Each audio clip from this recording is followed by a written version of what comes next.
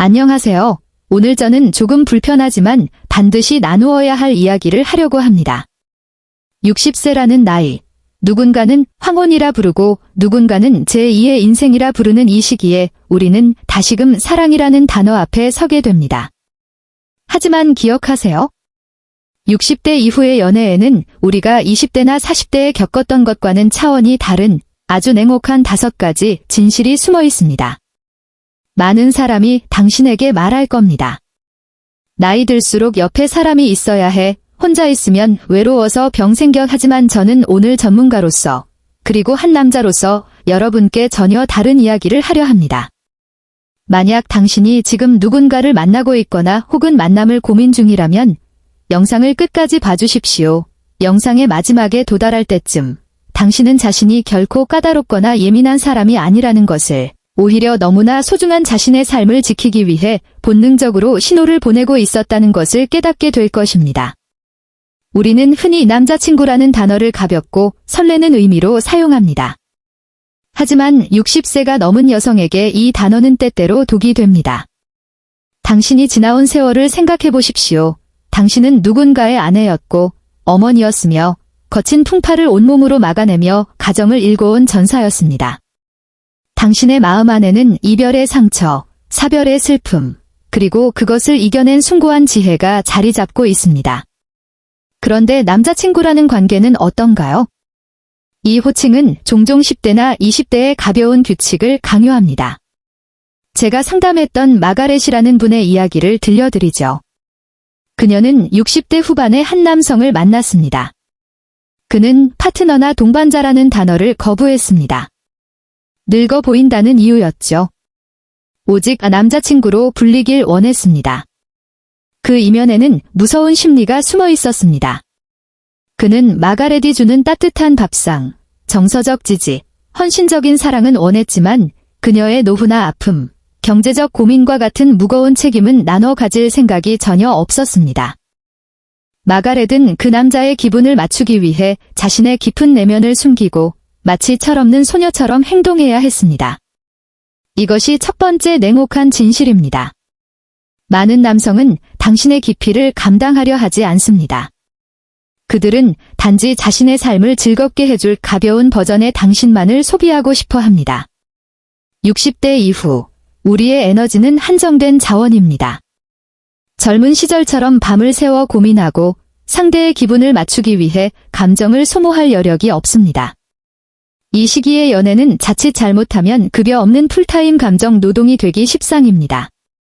제 상담실을 찾았던 엘레나 씨는 70대 남성과 교제하며 처음에는 행복했습니다.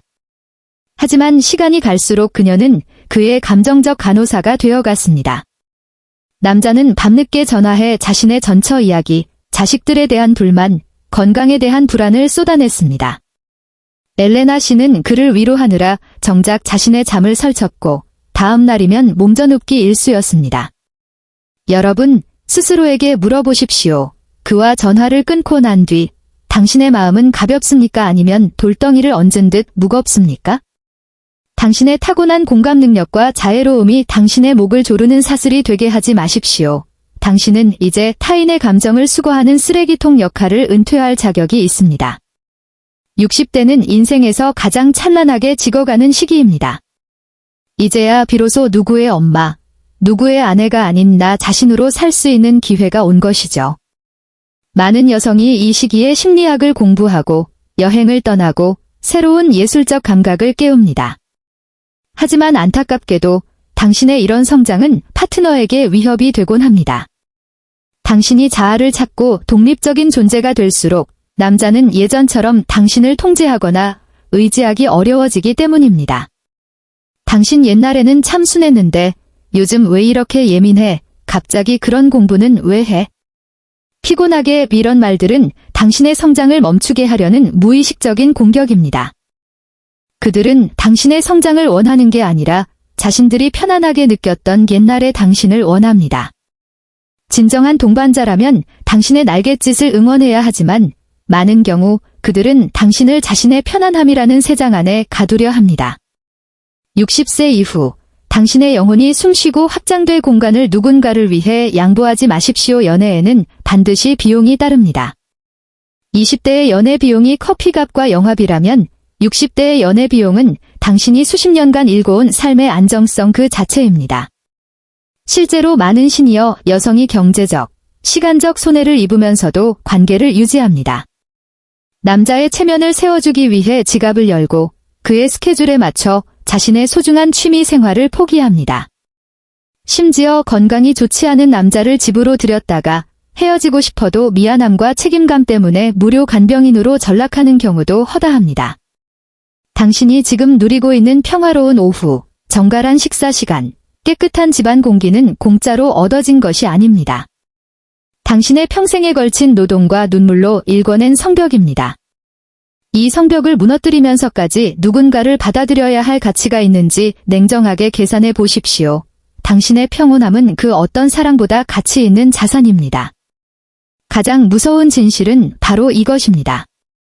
나이든 여자는 외로움을 잘 타고 그래서 대충 대해도 떠나지 못할 것이라는 일부 남성들의 비겁한 계산입니다.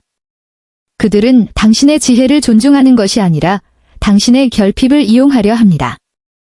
이것이 바로 제가 말씀드린 심리적 함정입니다. 이 나이에 이만한 사람 만나는 것도 복이지라는 생각으로 스스로를 가스라이팅하지 마십시오. 작은 관심, 이따금 걸려오는 안부 전화, 가끔 건네는 칭찬 한마디에 감동하며 자신의 전부를 내어주는 행위는 굶주린 상태에서 떨어진 빵 부스러기를 줍는 것과 같습니다.